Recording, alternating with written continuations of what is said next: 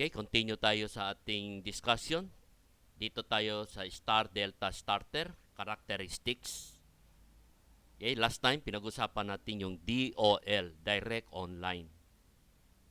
So, ang ating Star Delta, ang available starting current niya ngayon ay 33% sa full load current. No? Unlike sa DOL, 100% yon. Dito, 33% lang siya. So, ibig sabihin, one-third sa full load current natin. Let us say an example, pag ang full load current natin ay 30 amperes, yan ang full load natin, ang papasok lang doon o yung starting current ang tawag natin ay magiging 10 amperes lang siya. So, yung motor natin sa kung anong kaya niya ipasok, ito lang yung ipapasok niya sa winding natin, 10 amperes, imbes na 30 amperes. So, protected yung winding natin sa motor. No? At saka, sa torque naman ay 33% siya. So, bumaba siya ng 33%. So, one-third pa rin siya sa full load torque. So, dahan-dahan lang ang ikot ng ating motor kung ang kanyang connection ay star-delta. Again, ginagamit natin itong star-delta to reduce the voltage. Kaya ang tawag natin dito ay reduced voltage starter. No?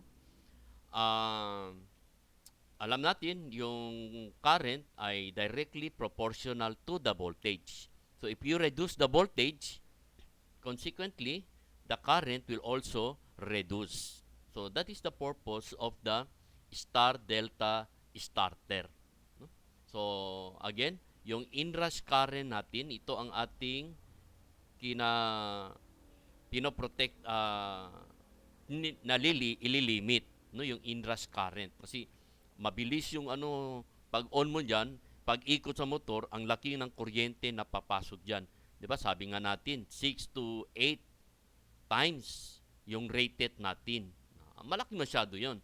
So to protect that, we have to make it the star delta para ang pagpasok ay instead of 30 ay 10 amperes na lang siya. Okay, so i-discuss naman natin yung wiring ng star delta. So again, ito yung power circuit natin. Power circuit. Ito naman yung control circuit natin. So yung power circuit, meron pa rin siyang overload. Importante yan. Sabi nga natin, yung overload, ito yung mag-protect sa motor natin. Meron tayong line 1, line 2, line 3. Hindi na, na to, may color code na yan siya. Ito yung ating power circuit breaker. No? So, circuit breaker natin, ito naman yung mga contacts natin. Ito yung mga sa contactor. So, balit, tatlong contactor meron tayo dito. So, tatlong contactors yan. Meron siyang para sa main, meron tayong delta, meron tayong starter. So, yung pag-connect dito, doon na natin gagawin sa electrode 3. Okay? So, sa ngayon, pag-usapan natin itong wiring ng delta or star delta. Okay, so dito meron siyang overload niyang normally closed contact. Meron siyang normally closed push button na stop. Meron siyang normally open na push button, yung start. Meron siyang contact sa main, yung contacts do sa contactor natin. Ito yung mga contacts natin. Ito, contacts yan, contact yan sa contactor yan. No? Ito naman yung mga coil. Coil ito ng main, coil ng delta, coil ng star. Ito naman yung timer natin ng coil. At saka yung contacts ng timer, ito na yung mga contacts ng timer. Normally closed at saka normally open. So, paano itong gumagana? Okay? So, kung ganito yung sitwasyon, this is the condition. This is normally open and this is also normally open. So, walang kuryente papasok dito. So, naka-opening dyan. No? So, naka-open pa rin siya. Walang kuryente papasok. No? That is at normal state. So, what will happen if you're going to press the start? So, start push button natin dito. Magdikit yan dito. Pag dikit niyan, yung kuryente dadaan dito, pupunta dito. Dadaan din, pupunta yan dito. Pupunta yan dito sa baba, pupunta yan sa baba, pupunta yan dito, pupunta yan dito. Pero ito, normally open, normally open, normally open. So, hindi pupunta yung kuryente dyan. Bakos, dito siya pupunta. So, dito siya sa timer, mag-energize yan siya. Ito normally close, normally close. So, bali, itong star, mag-energize ito. Pag-energize yan, automatic yan ha. Kuryente papasok dyan. Pag-energize yan, mag-activate yung mga contacts ng star. So, alin-alin ang contacts ng star? Ito, 1. So, ito, mag-close yan. So, pag-close yan, yung kuryente, papasok yan dyan. Simultaneously yan. No? Simultaneously. Pagpasok yan, yung main mo, ma-energize din yung coil. Pag-energize ng coil mo, ma-activate yung contacts ng main. So, dito, yun, mag-close din yan. So, pag-close yan, ito naman start test, dito yung start, babalik sa lugar yan, ito close na yan. So, dito na yung dadaan yung kuryente. Dadaan yung kuryente dito. So, ano pa yung contacts na mag-open? So, mag-open yan. Ito, star, mag-open yan. Mag-open yan. So, ito, delta, hindi pa yan mag-energize kasi naka-open yan. Okay?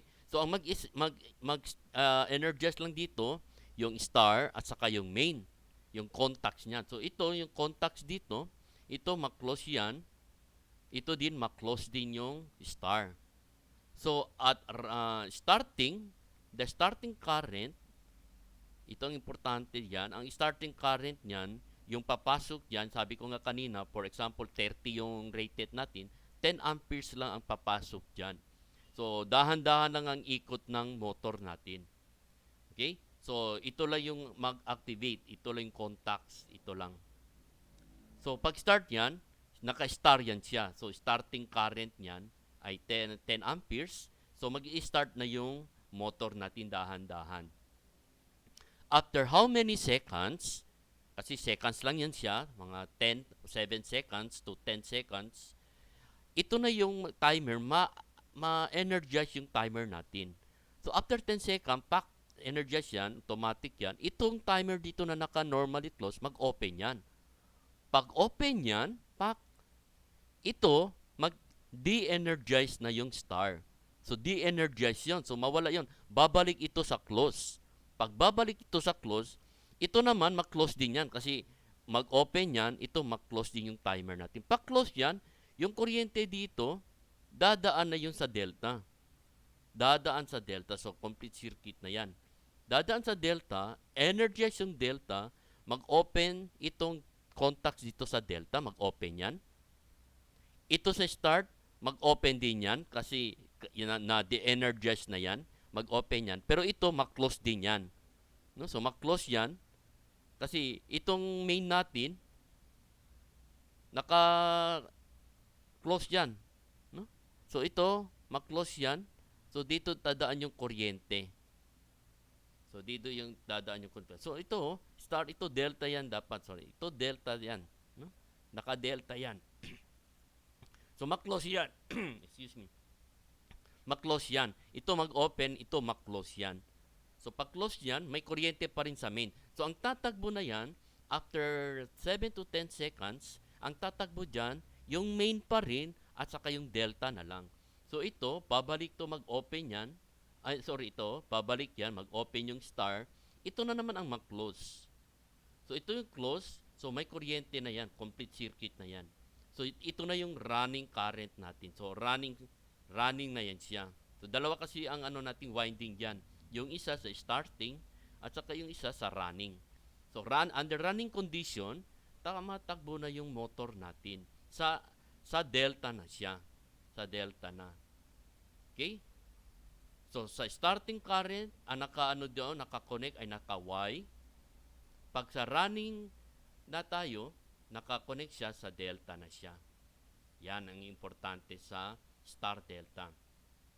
Ang purpose ng ating star delta, yung inrush current natin, malilimit yung current. So, gagawin muna natin sa Y para ma-reduce yung kuryente. After how many seconds, automatic yan siya sa contactor because of the timer. Meron tayong timer.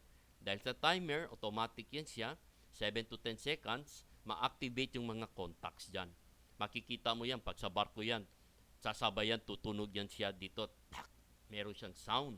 No? So, ibig sabihin, gagana na yung star mo at saka yung delta mo. Yung main kasi, permanente yung dyan, main dito. Normally, na naka-close yan dito. Ito lang dalawang mag-change. So, the starting is the Y. Ito yung Y, ang starting. And the running, ito na yung delta. So, this is the motor circuit, motor control circuit pagdating sa star-delta starter. Okay? So, ang purpose niyan ay to reduce the voltage. Okay? So, dito tayo sa auto transformer starter characteristics. No? So, dito sa auto transformer characteristics, gaya din ng star-delta, ito ay mag-reduce ng voltage. Magre-reduce din ng voltage. Kaya nga tawag diyan sa kanila ay reduce voltage starter. So dahil magre-reduce. Once mag-reduce yung voltahe, bababa yung voltahe, bababa din yung current. Because current, dahil sa Ohm's law ay directly proportional to the voltage. Ito talaga yung natin, reason. How much? By how much? Dito sa transformer ngayon, depende na yan sa tapping. Okay? Naka-tapping yan siya. Okay, so this is a part of the discussion sa ating lesson. So, ang next lesson natin, I will discuss more about the auto transformer, yung circuit niya. No? Kasi kulang na ako ng time dito. Okay, so see you again on the next video for auto transformer starter. Thank you.